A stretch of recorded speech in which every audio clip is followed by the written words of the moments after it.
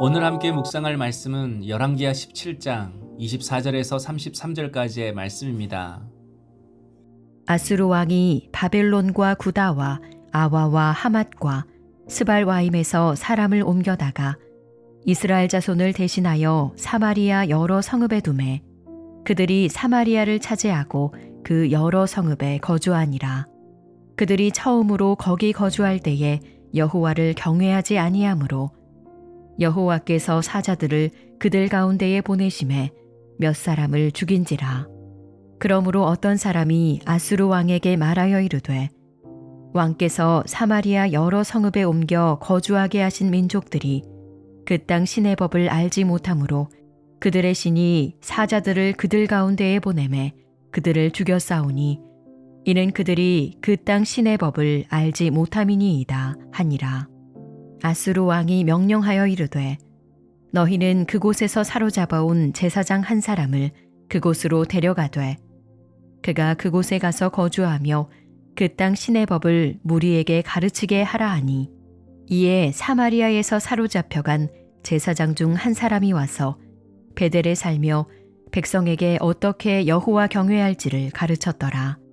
그러나 각 민족이 각기 자기의 신상들을 만들어 사마리아 사람이 지은 여러 산당들에 두되 각 민족이 자기들이 거주한 성읍에서 그렇게 하여 바벨론 사람들은 숲꽃 분옷을 만들었고 굿 사람들은 네르가를 만들었고 하맛 사람들은 아시마를 만들었고 아와 사람들은 니파스와 다르닥을 만들었고 스발와임 사람들은 그 자녀를 불살라 그들의 신 아드람멜렉과 아남멜렉에게 드렸으며 그들이 또 여호와를 경외하여 자기 중에서 사람을 산당의 제사장으로 택하여 그 산당들에서 자기를 위하여 제사를 드리게 하니라. 이와 같이 그들이 여호와도 경외하고 또한 어디서부터 옮겨왔든지 그 민족의 풍속대로 자기의 신들도 섬겼더라. BC 722년 북이스라엘이 아수르에 멸망당했습니다. 그런데 북이스라엘 점령한 아수르가 이스라엘 사람들을 자기네들 땅으로 이주시키고 다른 지역의 사람들을 북이스라엘 사마리아 땅으로 이주시켰습니다. 24절에 사람을 옮겨다가 이스라엘 자손을 대신하여 사마리아 여러 성읍에 두매 그들이 사마리아를 차지하고 그 여러 성읍에 거주하니라 라고 말씀합니다. 아수르가 민족을 서로 섞었습니다. 한마디로 민족 혼합 정책을 쓴 겁니다.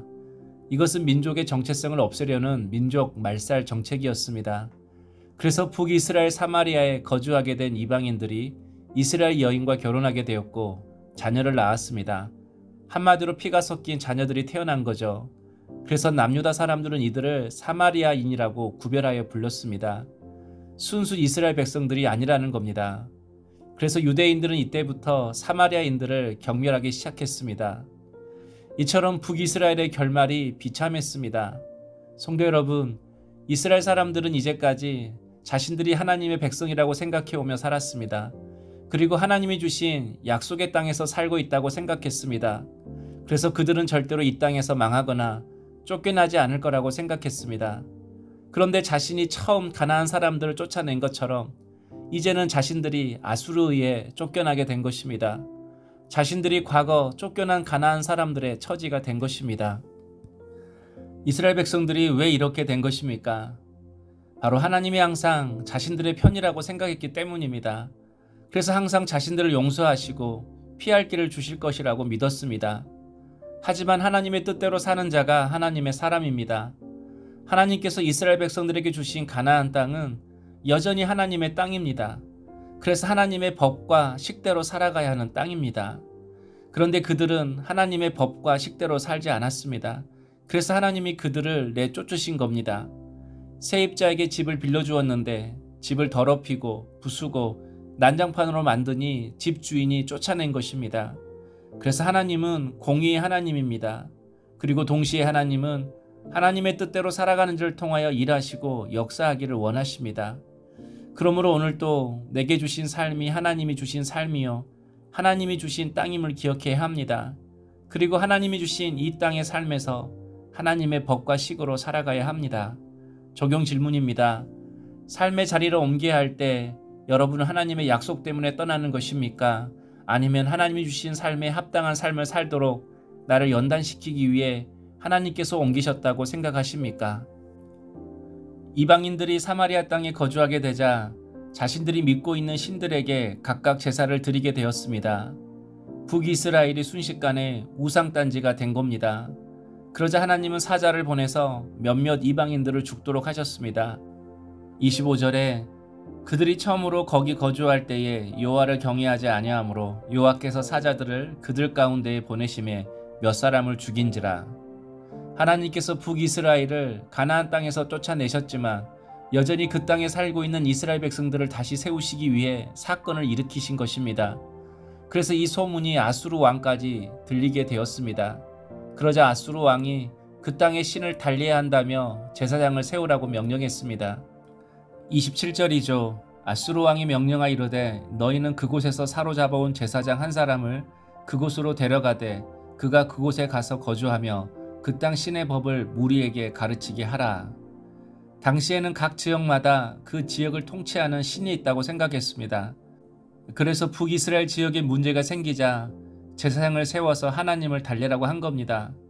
아수르 왕은 하나님을 단지 지역신 정도로만 생각한 겁니다.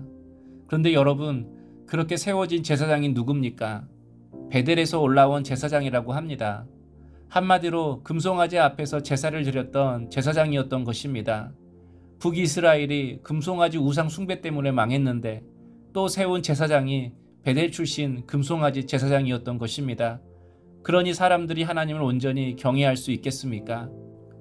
그래서 33절에 이와 같이 그들이 여호와도 경외하고 또한 어디서부터 옮겨왔든지 그 민족의 풍속대로 자기의 신들도 섬겼더라라고 말씀합니다. 하나님도 섬기고 이방신도 섬겼다는 것입니다.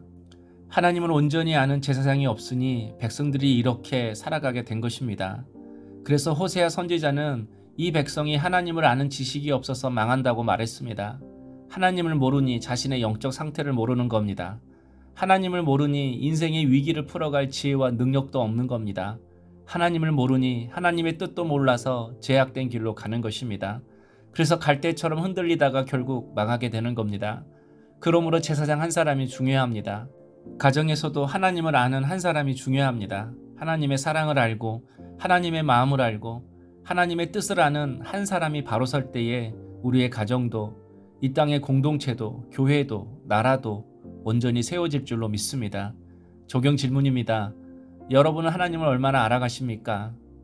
내가 우리 집의 영적 제사장님을 기억하고 매일매일 하나님 경외하는 일에 최선을 다하며 살고 계십니까? 기도하겠습니다. 주님, 내게 주신 삶의 자리가 하나님이 주신 자리임을 기억하고 하나님의 법과 식으로 살게 하옵소서. 하나님을 아는 한 사람이 되어서 우리의 가정과 공동체를 세워가는 영적 제사장이 되게 하옵소서. 예수님의 이름으로 기도하옵나이다. 아멘.